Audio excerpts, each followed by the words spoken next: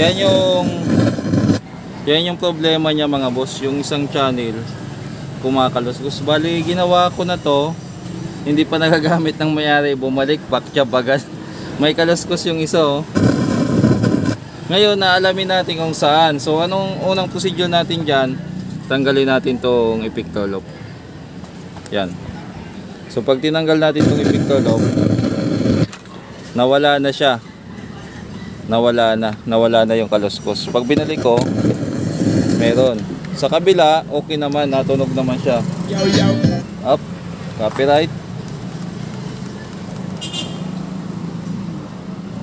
Yan. Gumagana yung kabila. Pero itong kabila, madumi. Ayan. So ginawa ko dyan kanina nung andito yung may-ari, kinalas natin to. So baka sa volume, kinalas natin. Balik natin. Meron pa rin.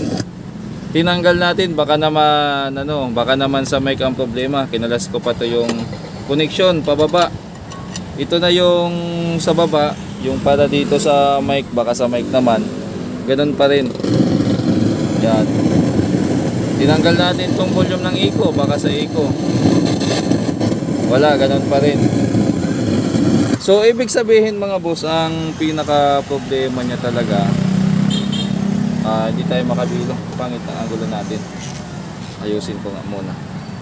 Dito tayo magpo-focus sa sa simula doon sa output niya. Yan yung output niya eh. Hindi lang maganda yung angulo ng camera natin. Yan, tanggalin muna natin, mag-way up tayo ng space. Kasi maganda pa yung position. Ayan. Ito ata yung best. Yan. Simula dito mag audio trace tayo, paatas ng paatas hanggang sa gamit tayo ng audio tracer. Kasi masyadong maingay pag yung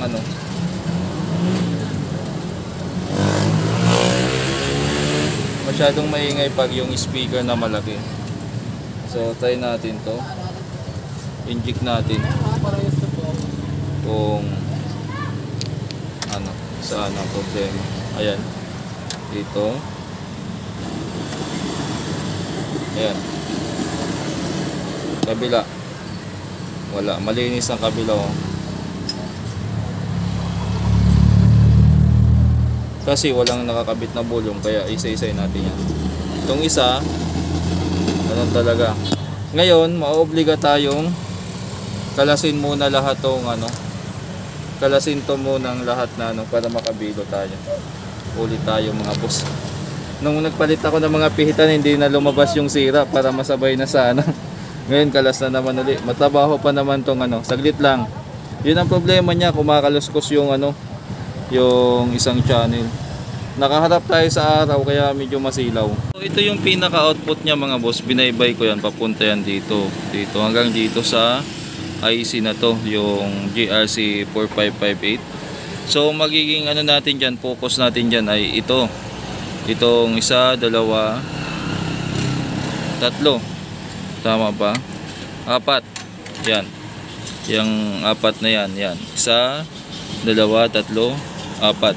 Ang mangyari dyan mga boss, i-resolder ko muna itong apat na IC, din testing uli. Pag wala pa rin, actual natin papalitan yung apat na IC na yan. Apat na, para hindi na tayo maghula-hula pa isa-isa. Kasi pwede naman nating i-audio trace yan kung saan banda yung pinaka nagpuputok-putok siya. Pero mas maganda actual natin. So i-resolder ko muna, tapos linisan ko. Saglit lang mga boss, ikat na natin yun. Ginawa ko dyan mga boss ay ni-resolder ko muna, then tinesting natin, okay naman.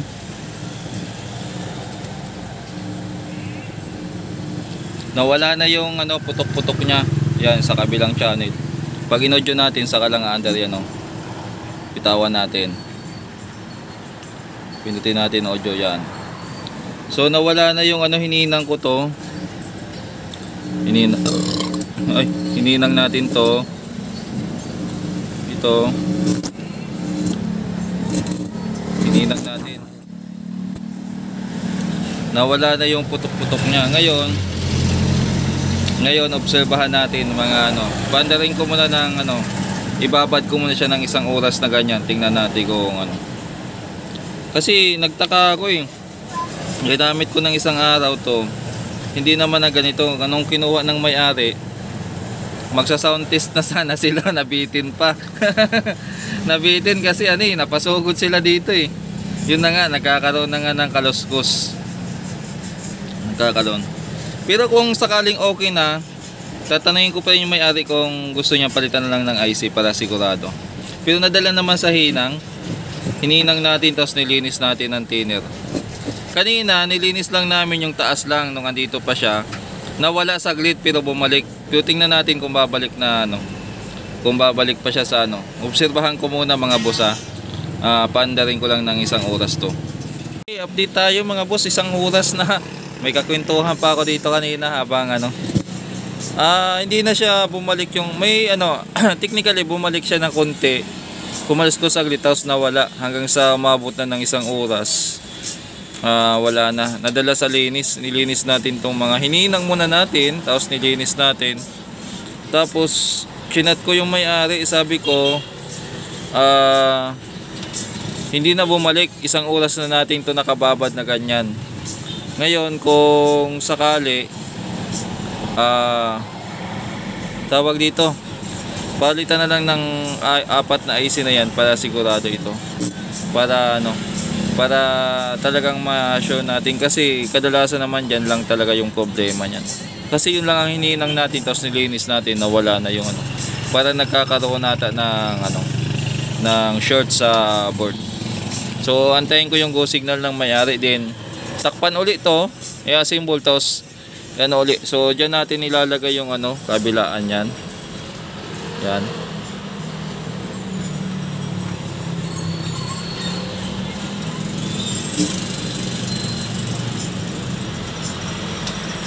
Yan. So wala na, tahimik na talaga. Pero para sure kung gusto lang na may-ari na so update ko kayo mga boss. Okay, nag-add up pa ako ng 30 minutes. 30 minutes may gitna nakalipas. Siguro mga boss hindi pa kasi ito nag-reply saglit lang mga boss, nag-reply yung may-ari. Tingnan ko muna. Ano sabi niya dito sa text? Asa na yun? Ito nag-text siya. Yun. Tama-tama, nag-text yung may-ari. Sabi niya, sige, okay. Kasi concerned din ako, kaprobinsya ko yung may-ari to, parang kababayan. Pares kami ng probinsya. I-uwi daw niya to ng probinsya ata sa kailan ba? January ata. Para masiguro, kasi pag nasa probinsya na, baka mahirapan natin ipagawa. Palitan na lang natin, hindi natin kasi masabi kung kailan. Ganito kasi mga trouble, mahirap minsan i-pinpoint yan. Gawa ng bigla na lang siya nagkakaganon. At nakaka-encounter talaga ng ganito, tayo ng ganitong sira na yung mga GRC 4558. Nagluloko talaga minsan yan na parang kumukulob ang tunog, kumakaluskos. IC po kasi yan mahirap hulaan kung kailan siya bibigay. So ang pinaka magandang paraan dyan, palitan na lang ng actual para sigurado. So ito yun. Yan. 4 lang naman yung papalitan natin kasi ito multiplexer to. 1, 2, 3, 4. Meron pa ba ako dito? Tingnan ko nga. Tambak na dito yung mga ko. Yes. Ayun, meron pa naman ako ditong IC. Tingnan natin kung meron pa tayo.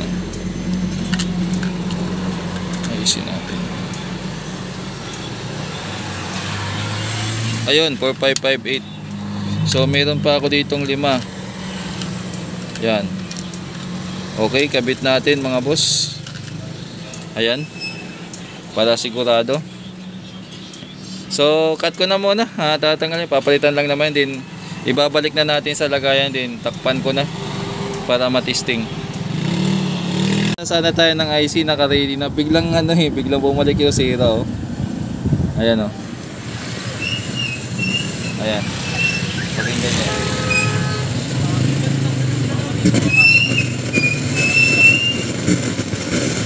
Ayan. Tanggalin natin yung speaker. So nag-audio trace ako dito para matumbo kung saan. Trinay kong i-audio trace. Ito yung nakuha nating resulta. Ito. Ito. Ayan. So dito, pagpunta natin dito, konti na. So dito sa isang IC, yan o, yung connection niya, yan. Wala na. So try natin palitan muna tong isang IC. Kung dadaanin ng ano, ito muna yung papalitan ko. Tayin ko muna. Okay mga boss, so ito yung IC na pinalitan natin, yung isa. So try muna natin kung kakaluskos pa. Medyo matrabaho talaga pag ganitong ano eh. Wala na kaluskos. So tanggalin natin yung ano, speaker. Then inject tayo ng audio tracer. Magana pa ba to? Bukas pa. Yan, umiilaw pa. Inject tayo dito, wala na. Tahimik na naman uli. Okay. So babad ko na naman siya ng 1 oras. Patay tayo. Yan, ubos yung oras ko din. Ubos. Yan, may isa na mahirap sa mga ganitong trouble, na kailangan mo siyang obserbahan muna ng ilang oras para malaman. Ay, ingay naman ng ano na yan. May dadaan na ano, ambulansya o ano. Ambulansya nga. So ganitong mga trouble kasi isa sa mga ano, patay oras o kumbaga malaking oras yung kakainin sa iyo. Tulad niyan, nag-antay ako ng 1.5 oras para maramdaman kung babalik ang sira. Tapos nung magpapalit na tayo ng 4 na IC, bigla siyang nagloko, kaya sinamantala natin. Ininjika na natin ng audio tracer kung saan banda. Nakuha natin na dito ang problema, pero ngayon hindi pa tayo nakasiguro dyan kasi ibababad ko pa siya ng 1 oras. So pag ininjikan mo yung kamay ko, mag-audio yan o. Yan o. So bababad pa natin ng 1 oras yan para malaman lang kung ano. Siguro 1.5 oras na para sigurado. Pero ano yan, papalitan ko na lang siguro ng IC. Mahirap kasi pag naikabit na dito, ang hirap na naman, kakalasin ko na naman. Ganun na lang siguro mga boss. Palitan ko na lang siguro ng ano, ng ito pang ano, ito pa, ito, saka ito para sigurado, para ano, saka natin takpan. Pag wala ng problema, ayos na to. So yun lang mga boss. Mamaya siguro update ko na lang kayo. Medyo ano kasi ito eh, taka oras talaga.